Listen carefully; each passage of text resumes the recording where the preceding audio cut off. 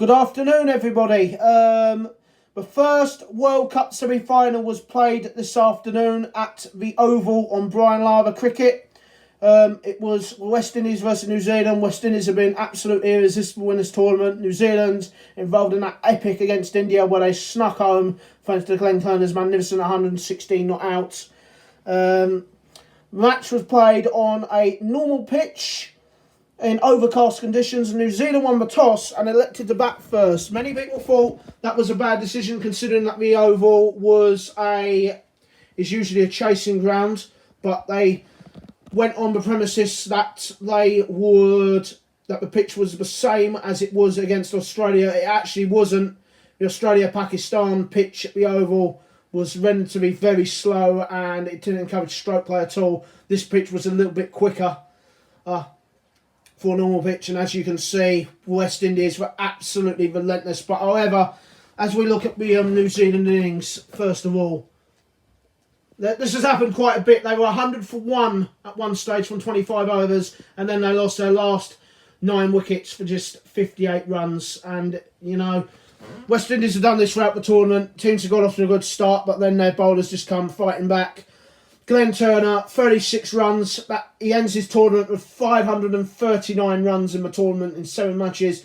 He is almost certain to win Player of the Tournament on Sunday after the final between the West Indies versus Australia or England. 5 for John Morrison. 51, a second 50 of the tournament for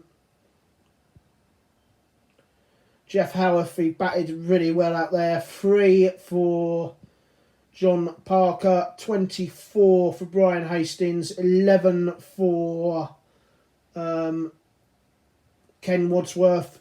And then that order, 1 for McKechnie. Dayle Hadlee didn't put on his didn't score any runs today. He was out for a duck. 7 for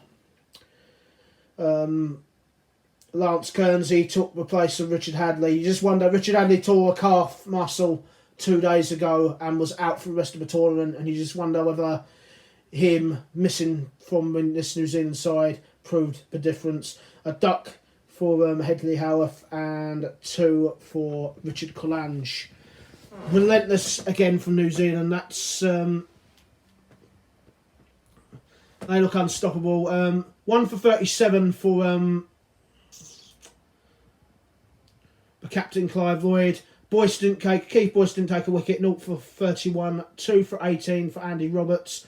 3 for 30 for Van Bernholder. He's now moved on to 15 wickets in the tournament.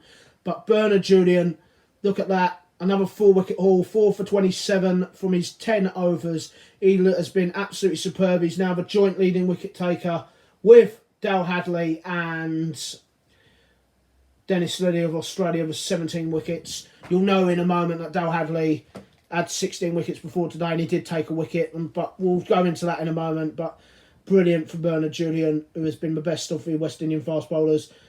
They didn't really struggle at all. I mean, they got off to a bad start. Roy Fredericks out for a duck. He's not really had the best of tournaments.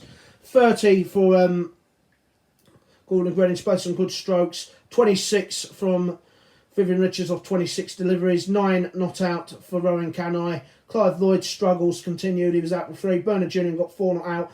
But look at that. At last, Alvin Kunacharan got a little bit of luck and played some wonderful strokes. 84 of just 83 deliveries. His second 50 of the tournament. He's had a disappointing tournament up until now. And he played beautifully for his 84. And he deserved the luck. He got a magnificent ovation as he left the pitch. He smiled as he left the pitch. He's been frustrating character. He's been frustrated with his lack of form. New Zealand, the bowlers, well, Brian McKechnie, 1 for 37. They whacked Richard Collange for about 66 runs from about 7.3 overs in the group match. This time they targeted Dayle Hadlee, 1 for 54. Dayle Hadlee took 1 more wicket, so he finishes with 17 wickets in 7 matches. And he's joint leading wicket taker. However, if Dennis Lillee takes a wicket tomorrow, we'll go top of the leading wicket takers list in this tournament. 23 for 0 for Lance Kearns. 15 for 0 for Headley Howarth. who has been the best spin bowler in this tournament. And Collange, completely different bowler from the one in which got smashed all over Nottingham in the group stage. 3 for 28. Superb figures from him. But he couldn't save it. 159 for 5. They won the match in 31.1 overs. That was how good the West Indies were. So the summary of this match: New Zealand won the toss in overcast conditions on a normal pitch and elected to bat first, thinking that it was a similar pitch to what Australia got, and they felt the pitch wasn't going to get any better. It turned out it was quite a good pitch. It was actually quite a good pitch, but 100 for 1 to 158 all out. West Indies just too good. West Indies 159 for 5. West Indies winning by 5 wickets in just 31.1 overs. A wonderful performance from the West Indies. Man of the match for his 4 for 27. Bernard Julien, his 3rd man of the match performance in this World Cup.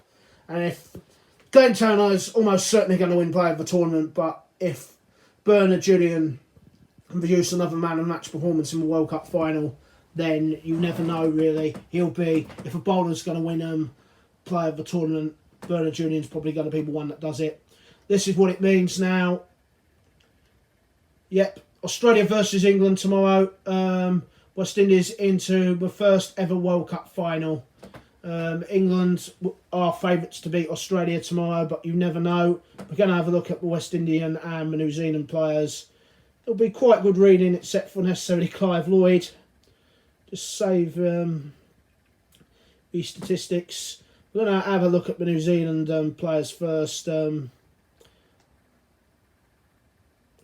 Average gone up, average gone down, but let's have a look. Well, he's ended with an average of 134, Glenn Turner. As I said, 539 runs in 7 innings with 3 centuries. 2 of them unbeaten and 150 against the United Arab Emirates.